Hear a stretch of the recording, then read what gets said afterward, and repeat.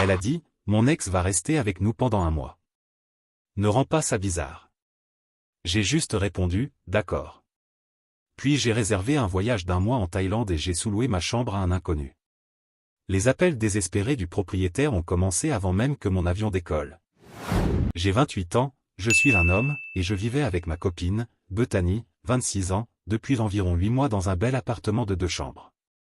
Nous étions ensemble depuis 1 an et demi au total. On partageait tout à parts égales, loyer, factures, courses. Nos 2 noms figuraient sur le bail. Je pensais que tout allait bien, jusqu'au mois dernier quand elle a lâché une bombe. On dînait tranquillement, un mardi comme les autres, des pâtes dans l'assiette. Et là, elle sort. Alors, Gareth va rester avec nous pendant un mois à partir de la semaine prochaine. Gareth. Son ex. Le mec avec qui elle est restée 3 ans avant moi. Le même dont les photos sont encore sur son Instagram.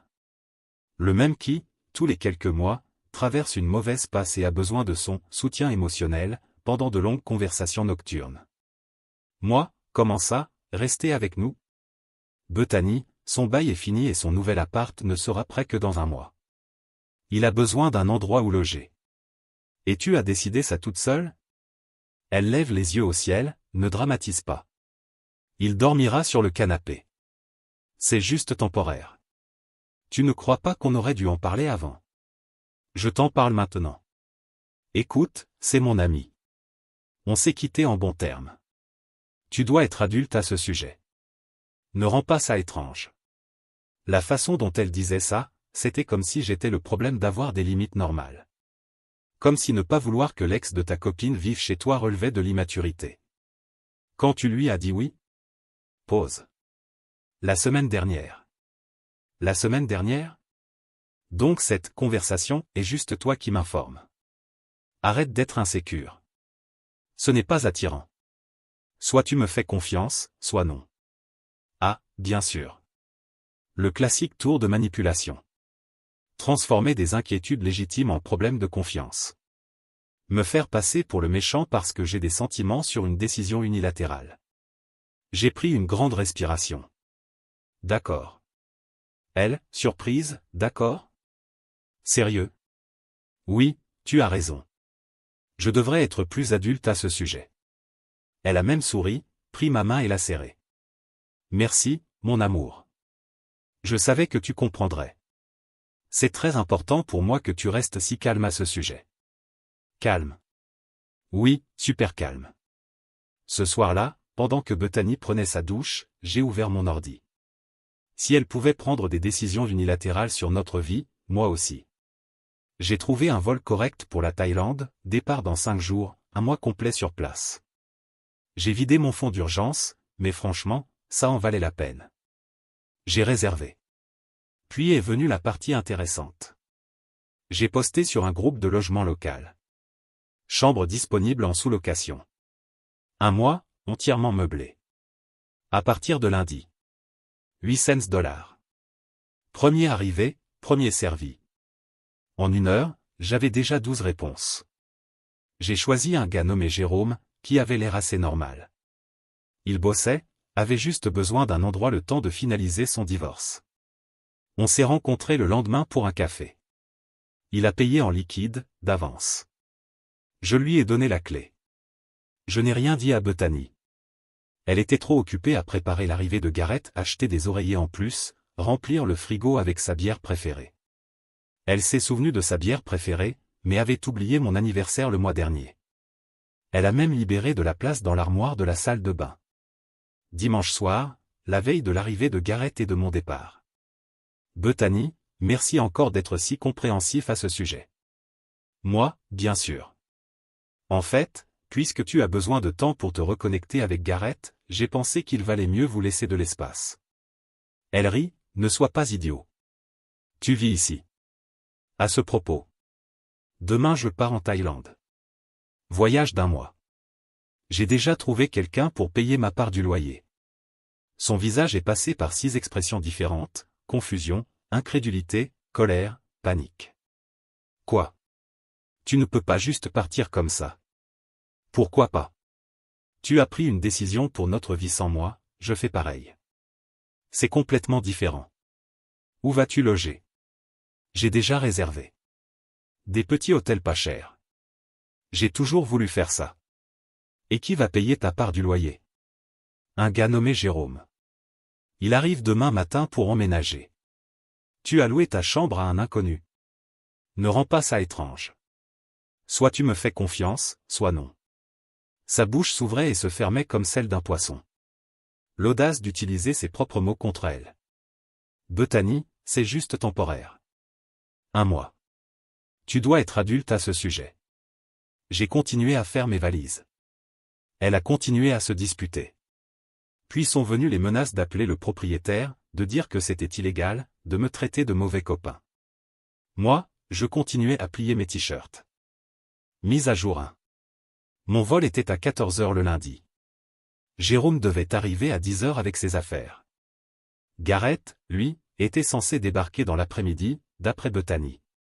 La matinée était tendue. Bethany ne m'avait pas adressé un mot depuis notre dispute. Elle faisait le ménage avec rage, claquant les portes des placards. À 10 h pile, la sonnette a retenti. Jérôme était là avec 2 valises et un sac pour ordinateur portable. Un type à l'allure professionnelle, un peu plus de 30 ans, sympathique. Jérôme, salut, prêt pour mon installation? Ça doit être Bethany. Bethany, glacial, vous êtes qui? Moi, Bethany, voici Jérôme. Jérôme, voici Bethany. Il va occuper ma chambre pendant mon absence. Jérôme, cordial, merci d'être aussi compréhensive. Je traverse un divorce compliqué, et avoir un endroit stable pendant 1 mois, ça compte beaucoup pour moi. Bethany, je n'ai jamais accepté ça. Jérôme, confus, l'annonce disait que la chambre était disponible. Moi, et elle l'est. Laisse-moi te faire visiter. J'ai fait le tour de l'appartement avec Jérôme pendant que Bethany nous suivait, bouillante de colère. Je lui ai montré ma chambre, désormais la sienne, la salle de bain, la cuisine. Il semblait satisfait. Un gars normal, respectueux. Il s'est même proposé d'acheter des courses pour la maison. Bethany m'a tiré à part pendant que Jérôme s'installait. Tu dois lui dire de partir tout de suite. Impossible. Il a déjà payé d'avance. On a un accord. Mais c'est aussi mon appartement. Et Gareth est ton ex. J'ai l'impression qu'on prend tous des décisions ici. Mon Uber pour l'aéroport est arrivé à 11 h 30.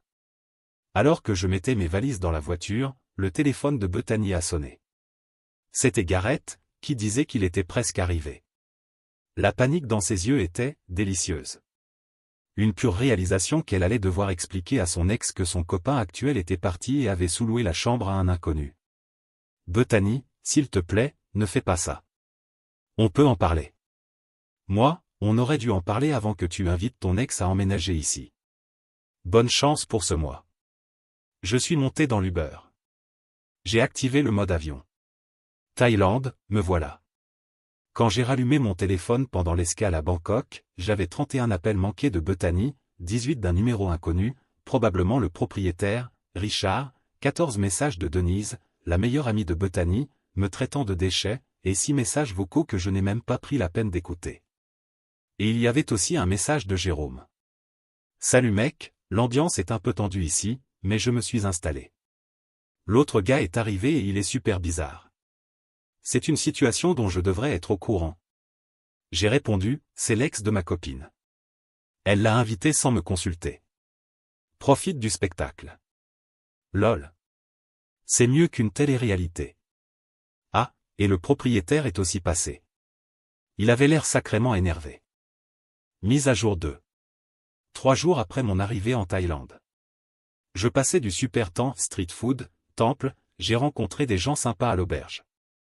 Jusqu'à ce que commencent les mails de Richard, le propriétaire. Objet, urgent. Violation du bail. J'ai besoin que vous m'appeliez immédiatement. Il y a un locataire non autorisé dans l'appartement. C'est une violation du contrat. Si ce n'est pas réglé sous 48 h, j'entamerai une procédure d'expulsion. Intéressant. J'ai répondu. Salut Richard. Je suis en voyage. J'ai sous-loué temporairement ma chambre pour couvrir ma part du loyer pendant mon absence. Bethany a invité son ex à vivre dans l'appartement pendant un mois sans me consulter. Alors j'ai pris mes propres dispositions. Jérôme est un locataire responsable qui a déjà payé d'avance. Si vous avez des inquiétudes, merci de voir ça avec Bethany, puisque c'est elle qui a déclenché la situation en invitant son ex à vivre ici. Richard a répondu en moins d'1 heure. Vous êtes tous les deux sur le bail. Vous êtes tous les deux responsables. La sous-location sans autorisation écrite est interdite. L'homme non autorisé doit partir immédiatement. J'ai répondu. Quel homme non autorisé? Jérôme, qui paie le loyer, ou Gareth, qui vit ici gratuitement? Silence complet pendant un jour. Puis je reçois un message de Jérôme. Le proprio est encore passé. Il a pété un câble quand il a découvert qu'il y avait 2 personnes en plus. Ta copine a essayé d'expliquer, mais ça a empiré. Il menace d'expulser tout le monde. Ah, et son ex se balade en caleçon dans l'appart. C'est super bizarre ici, mec.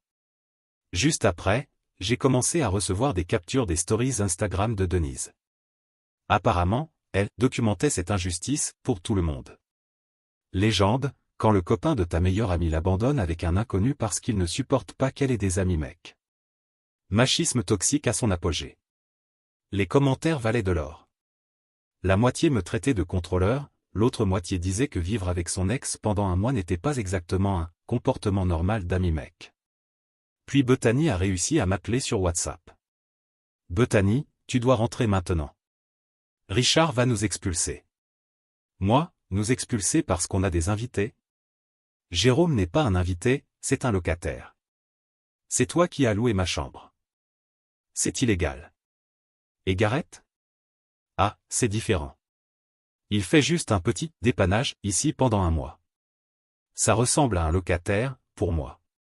Je vais perdre mon appart à cause de toi. Tu as créé cette situation. Moi, j'ai juste répondu de la même manière.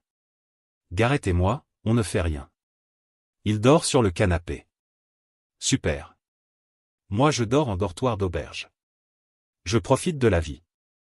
Elle a raccroché. 1 heure plus tard, encore un message de Jérôme.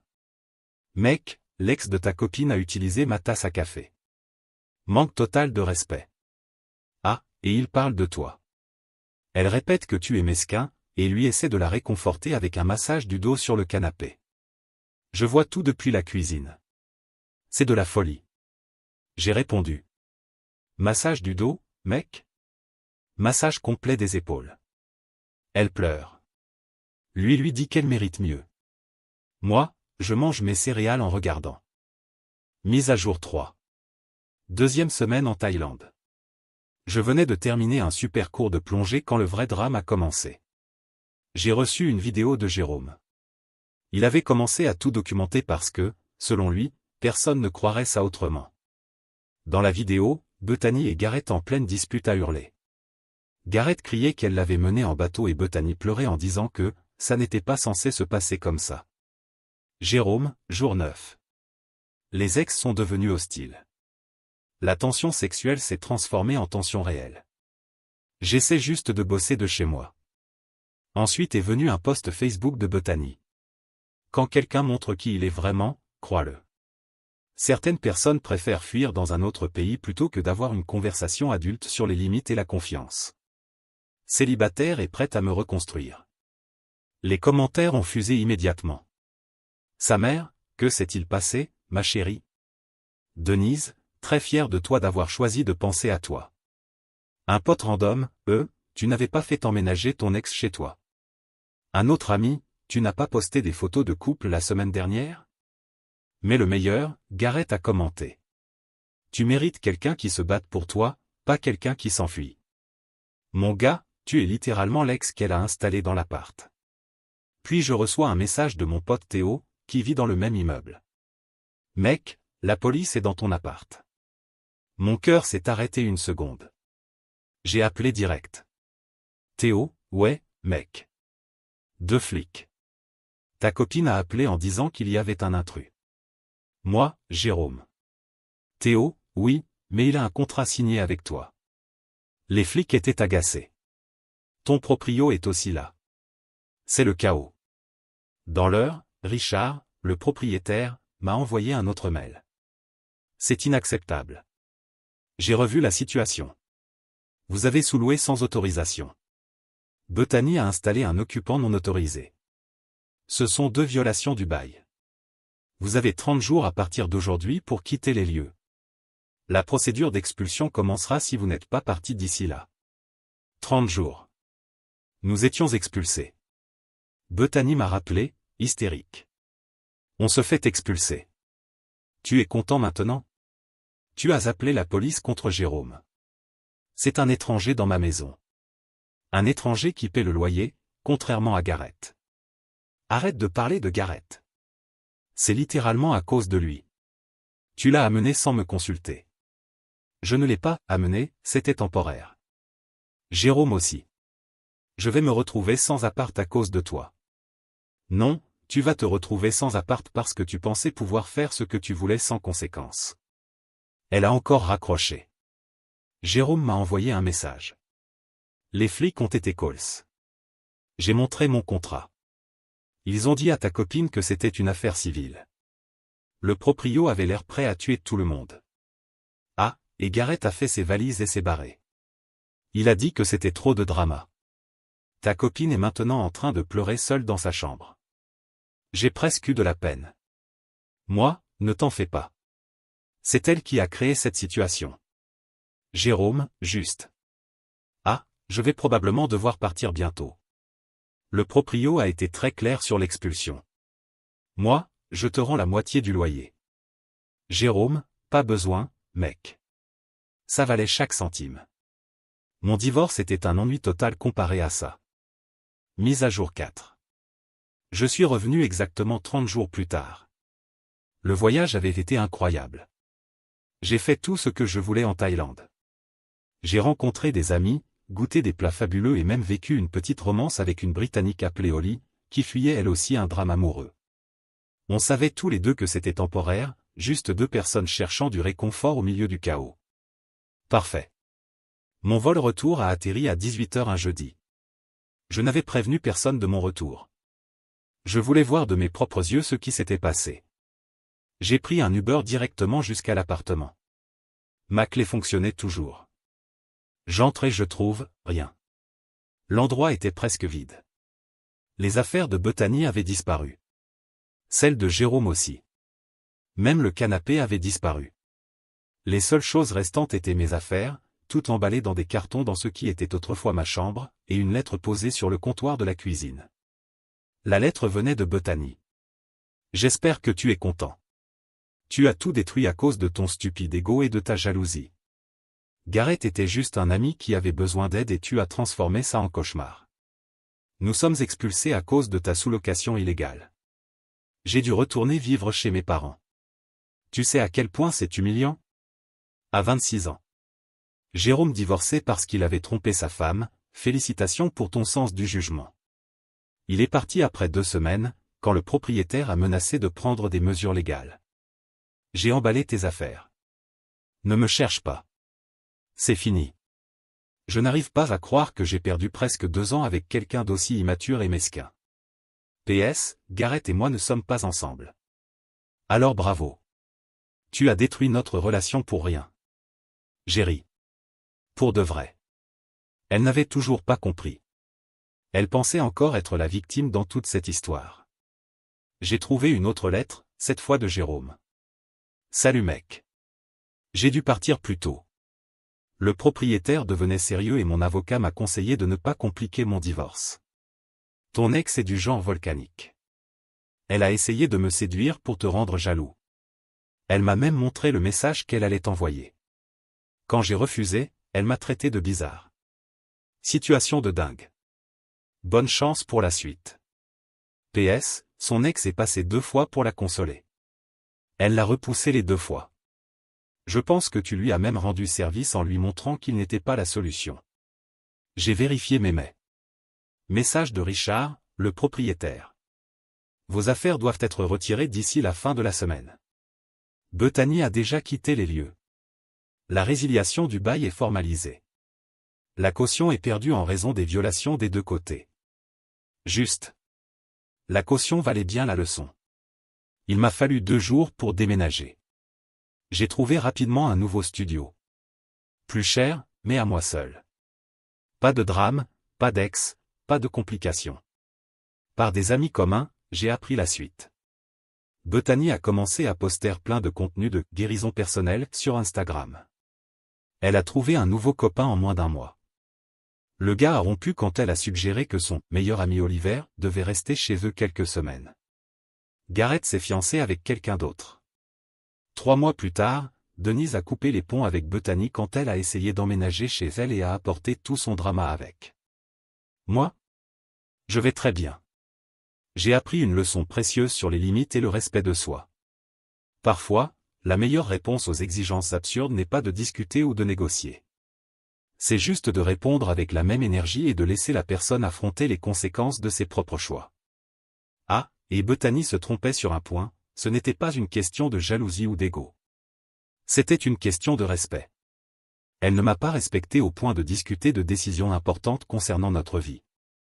Alors je ne l'ai pas respecté au point de rester pour assumer les conséquences de ses choix. Est-ce que je referais la même chose? Absolument.